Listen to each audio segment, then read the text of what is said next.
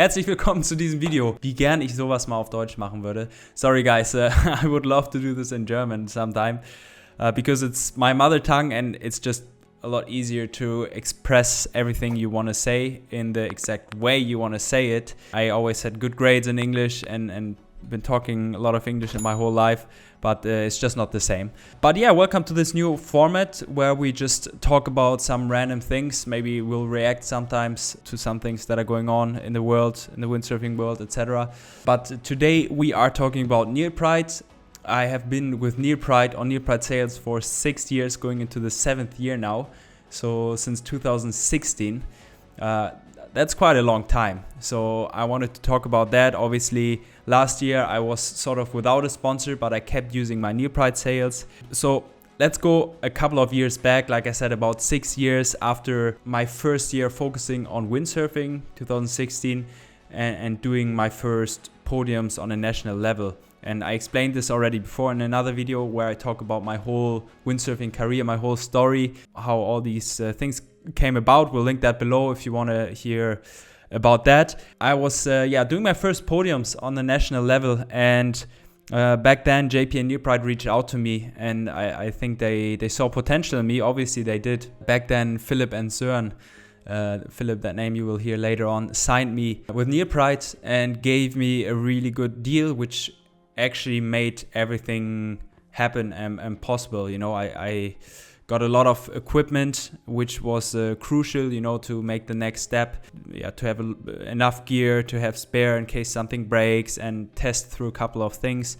So that really, made it happen. And of course, I always like the sales. It's just this Near Pride feeling. They're very powerful and a lot of apparent pressure, but at the same time they're very steady. So I had a couple of years, actually many years, in a great team. The riders didn't change a lot in this team, so it was a very consistent team. And we did a lot of development. I was involved in the development as well, doing some testing on the sails, and wonderful time. I think I really benefited from this partnership with JP and Near Pride, and had some great results and some great experiences. Like I'm just remembering the photo shoot I had on Maui, you know, where the helicopter is 10-20 meters on top of you. It's a pretty crazy experience.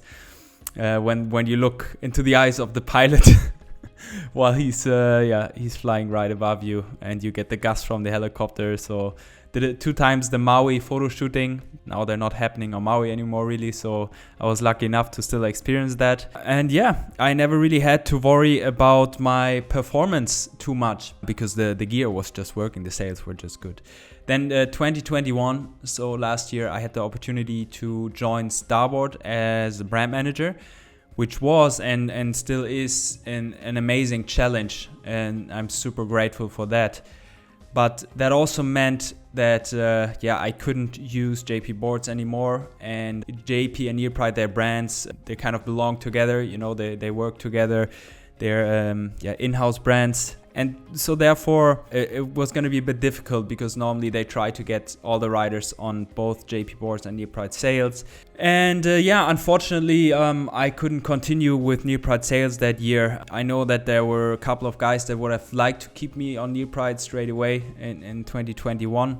But it just wasn't meant to be. They were a bit concerned that I was going to maybe leak information, because Starboard and Severn belong together, sort of. Therefore, there were some concerns, and then they felt like there was a risk, which I didn't feel was there, and I wanted to continue with Near Pride sales, obviously. Anyhow, last minute, I got the information that I couldn't stay in the team. I just kept my sales. They were quite rocked at that point, but I really liked them, and I said, okay, I'll continue with the Near Pride sales. And I always kept in touch with Philip, who, like I said, was the guy who back then signed me first on Near Pride, and he was still doing a lot in the Near Pride marketing and in the whole brand, really also helping to drive it forward. And I was always in touch with him, so I was always sort of thinking like, oh, well, maybe there still is a way to make it all work with Near Pride. Because yeah, if everything is great, the gear is great, you feel like you're in a good environment, why would you want to change, right? In the meantime, I had actually gotten quite a few offers from some smaller brands, also some bigger brands. But yeah, like I said, I was happy with my sales, and I didn't want to really change to another sale brand, even though maybe financially it would have been smart to take on another sponsor. But first of all, money obviously is not everything. But also, I thought it would have been stupid to change to one brand for 1 year, just to keep having a sponsor, and then next year change back to what I was hoping at this point, Neil Pride again. So therefore, I didn't accept any of those offers, and didn't really engage in any negotiations with other brands. It happened how it had to happen. I sort of showed that, hey, like, there is no risk. You can keep working with me. It's actually maybe good for the brand if someone on Starboard writes Neil Pride sale, and obviously the other way around. For Starboard, it's also good if someone on a Starboard, has a Neil Pride sale. I think it's a good match, and for me anyway, it's the perfect match. So like I said, I was still in touch with Philip back then, and we made it work. We found a deal. And the new sales, they're incredible. The new foil sales, obviously there's so much development happening in foiling at the moment, and everything becomes more controllable and easier for everyone to use, which wasn't really the case in the beginning. And those new foil racing sales they're just blowing my mind. I tried them last weekend. You'll see that in one of the last vlogs when I use it at the competition. Man, it was just so stable, and those guys are really just doing an amazing job, and I really believe that the development team of Neil Pride is probably the best in sales at the moment, as much as we at Starboard are the best in boards.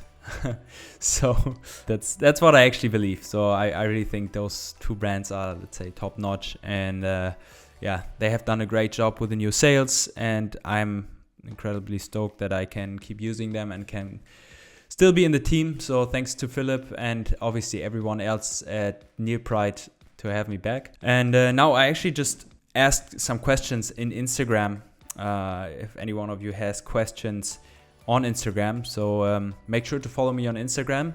And I wanted to see if you had some questions about me being back on Neil Pride. Actually, most of the questions I already answered. Yeah, why did you leave in the first place? Just explained everything. How much more money they had to pay to keep you. Like I just said, it's not all about money. So that wasn't really an issue for me. Like I really just wanted to stay on the sales. If it had been for the money, I would have changed to another brand in 2021. So I can be my conscience is, I have a clear conscience with this decision. The color prints on the masts have changed. Did the curves change as well? No, I believe the masts are still the same. Why not Severn Starboard like other pros? Because Severn has not approached me. It's a separate brand. It's not Starboard and Severn are separate brands.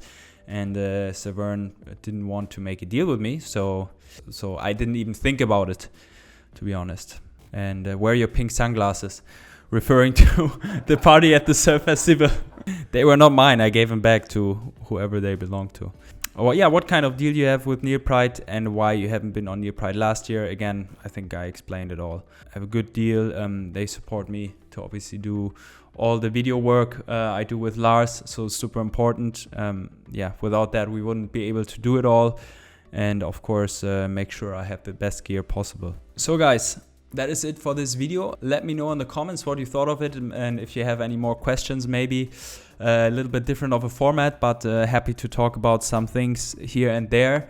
If you're interested in it, this is obviously my second channel. If you want to check out my first, it is in the description down below. Just some talking. Happy to do more of that here on the second channel. Thanks for tuning in, and I see you guys in the next video. Bye.